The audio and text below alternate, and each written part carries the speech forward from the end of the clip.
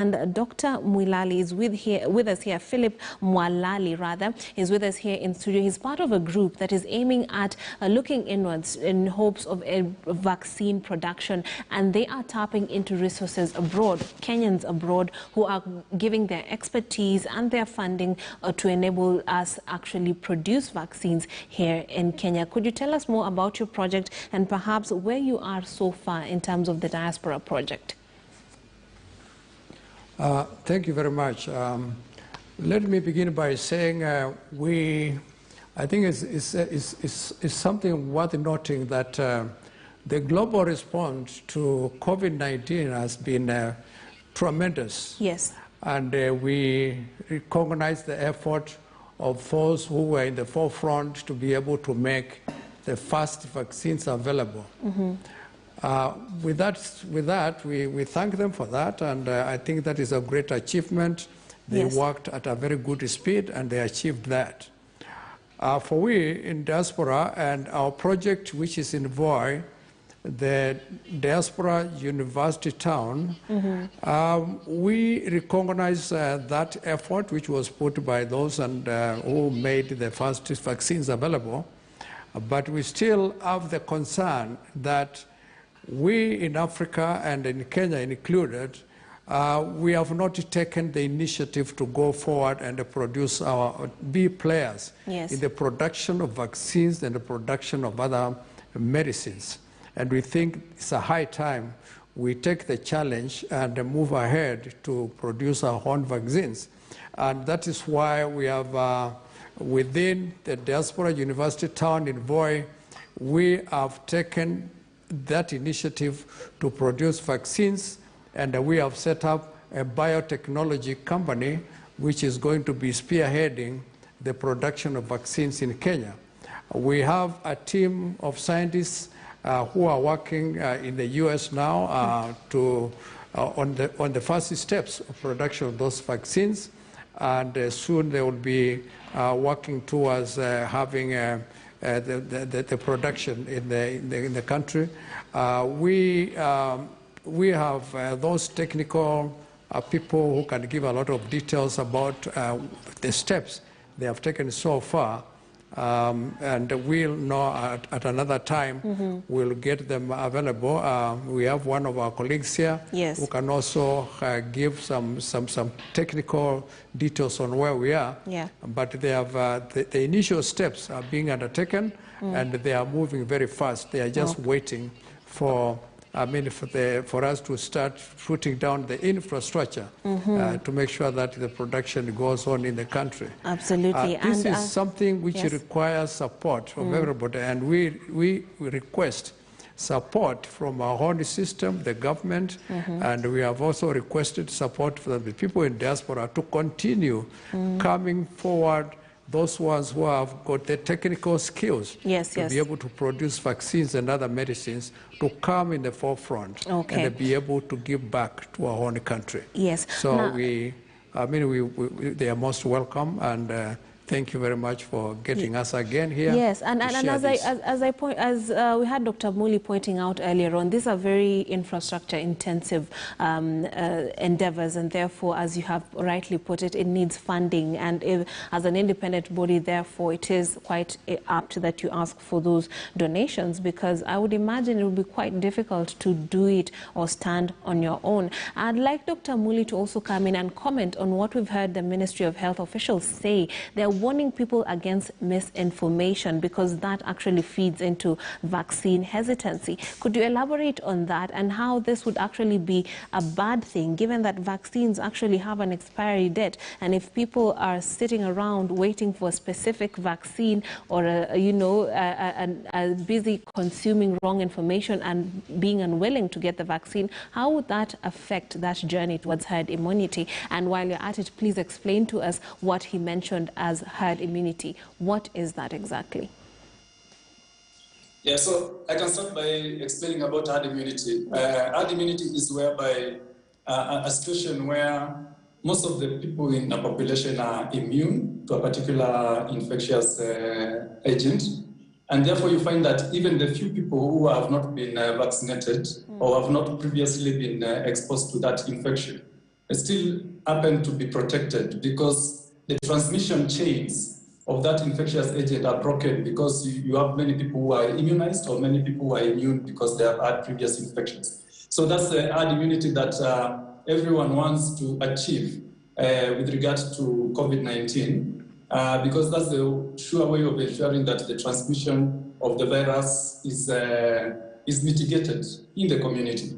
And every government is trying to do that by trying to marshal as many doses as possible of various vaccines. So this means that you'll find, like in Kenya, we have various vaccines. Like we have the Moderna vaccine, which has just arrived, the AstraZeneca vaccine, and therefore the other risk, the risk that comes with misinformation in the community is that people might think that some vaccines are superior and might hesitate from going to receive the ones that are available. And the reality is that the vaccines that we have for COVID-19, some of them might have been reported to have different efficacies in the earlier studies, but those studies were looking at protection from infection, not protection from severe disease. Because for you to study protection from severe disease and protection from death, you need large numbers of study participants in those clinical studies. So those numbers were not reported earlier on. But what has come out from the data as the vaccines keep on being rolled out is that all these vaccines are very effective, actually almost to the same level with regard to preventing death and preventing very severe disease. Most of them have, actually almost all of them have protective efficacies of more than 90%. Basically meaning that the chances of getting very severe disease are reduced by more than 90% for all these vaccines. So the best vaccine is the one that is next to you, because that will be able to prevent you from getting severe disease. Okay, so what basically you're saying is that you can, after getting vaccinated, you can probably get the COVID-19 virus, but you won't be hospitalized to the levels that you're seeing people getting to the ICU facilities, right? Exactly. Okay. So yeah, you'll find that you might still get infected, and actually, but the difference between you and the person who is not vaccinated is that you are very less likely to get severe disease, and so that's another myth that we need to demystify, because sometimes also, as in the community, people might think that once you get vaccinated, you don't have any chance of getting infected with COVID-19, but the reality is, they are not 100% protective against infection, but they are almost more than 90% effective against severe disease. Okay, Dr. Mwalali, you are working with people on the ground. Could you speak to us about the attitudes you encounter in terms of people's willingness to actually get vaccinated? Is there an understanding of how important it is as you work towards trying to get local manufacturing going? Okay, thank you very much. Is it on? Yes, go on. Yeah, thank you very much. I think my comment on this is that there's a lot being talked about about COVID-19, and there's a lot of resistance in the use of these vaccines. But what I can say is these vaccines, they are working. And one good example, or what I can say, I live in the US, and we came to a situation where the infection rate was very high and going very fast. And immediately the vaccines became available and was given in large numbers, that reversed the trend of infections. And therefore, whatever information is coming out, I think we need to be very careful in using that information to resist the use of vaccines. We need to promote the use of vaccines, because this is going to create the herd immunity which is required to cut down on the transmission of the infection. So I encourage the Kenyans to take the vaccines which are available while we are still working. But our initiative is to make sure that in the future we are in the forefront in the production drugs and the vaccines as well. Absolutely. And you have mentioned that you live in the United States, and you have seen a situation where actually areas that were having a heavy burden of the coronavirus infections actually opening up. And we've heard the official from the Ministry of Health saying the same, that if we all get vaccinated, then we can get back to normal and even ease in that. Could you speak about that experience for someone who was living in the United States? Dr. Mwalali? Right. I'd like you to comment on that, the fact that you actually witnessed for yourself, the fact that vaccination led to opening up of your local communities, local businesses. Could you speak to that? And perhaps how we can expect to see that play out in Kenya? All right, Dr. Muli, let's get your opinion on also some of the challenges that we are facing as Africa. Ideally, when you look at the uptake and the coming in of vaccines, how long do you think it would take before we get to the ideal situation of herd immunity? That really depends on how much mobilization the government will take, will be able to do with regards to people accepting the vaccines. And also, I mean, it's everyone's responsibility to do that mobilization to ensure that people get the correct information, because the government is trying to get as many doses as possible. So that's also another determinant, whether that push from the government will continue, so that we get as many doses as we can to be able to cover all the entire adult population. But also the uptake from the community will be a determinant. But the expectation is that by mid next year or late next year, ideally we should have vaccinated the majority of our adult population. But I mean, there are those other factors that could affect that. Okay, thank you very much. And as we conclude the conversation, I'd like Dr. Mwalali to tell us about some of the challenges you might be experiencing. Far from funding, are there any other challenges that you're experiencing as you aim towards setting up a facility that can actually manufacture vaccines here in Kenya? Okay, thank you very much for this. Of course, with kind of an initiative like this one, yes, you are bound to meet a lot of challenges. First of all, one of the challenges begins by identifying the right people to work in that area, and because it requires to build a team to collaborate in the production of vaccines and medicine and that. Yes. So we have continued to build a very strong team, and as time goes on, we keep on identifying people who can actually provide the right skills. Not only concentrating on identifying people in the diaspora, yes, we are also collaborating with the institutions here in Kenya, and we have continued to identify skillful people who are willing to collaborate with us in the production of this. So the team continues growing on daily, and we make sure that we provide update on where we are, and that's why we are holding updates every Saturday at 12. We provide this information. So the other challenge, which of course is there and will always be there, is that of funding. Yes. Because production of medicines and vaccines is very expensive undertaking, and therefore there is that challenge.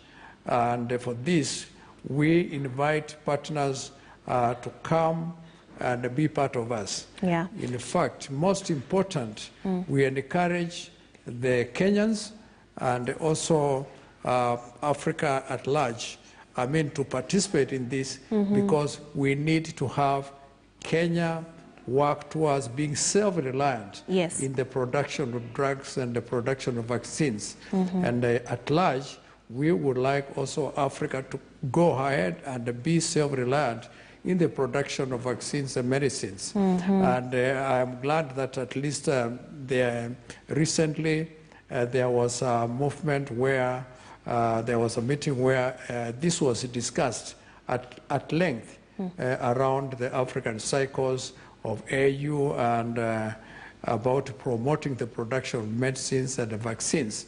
So we need to take this into consideration and have governments come and support initiatives of this nature. So for us here, because we want to put that plan in Kenya, we are requesting Kenyans individually and collectively and the system at large to support us to be able to move this forward. Okay, and now I might mention just one little point about... briefly, yeah, because we're running out of time. Go ahead. Yeah, I just want to mention something very interesting about our project, that is the Diaspora University Town, and why it is actually in Voi, and this is because we are working with the communities, and we are basing this on our constitution. It is a test of our own constitution where communities who are really keen on participating and working with collaborating with the people who are well interested in advancing them can come and collaborate with them. We found the community in Voi ready to receive us and to work with us so that they can apply their resources and the constitution which provides for them to partner with the people who are interested to create jobs within their communities. Okay. And that's why we are setting up the university in Voi. All right. And I'd like Dr. Daniel Muli to also give us his closing remarks on the situation with vaccination in Kenya.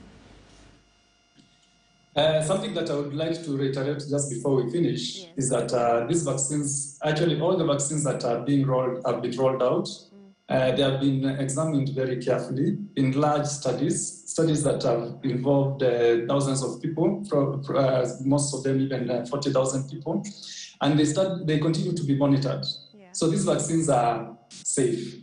And when you look at the risks versus the benefits, the benefits far outweigh the risks. And I would urge Kenyans to just take these vaccines, and then you can live in peace, knowing that at least you have some protection.